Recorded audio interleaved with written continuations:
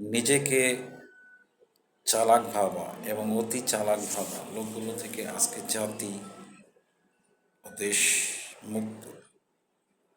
এরা নিজেরাও জানতো না যে এরা আসলে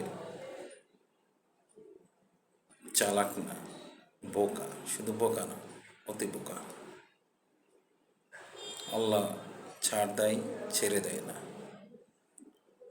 দেশ আজকে জালিম ও স্বৈরাচার মুক্ত।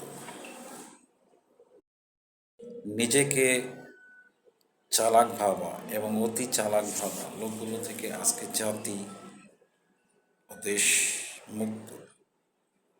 এরা নিজেরাও জানতো না যে এরা আসলে চালাক না, বোকা। শুধু বোকা না, অতি বোকা। আল্লাহ ছাড়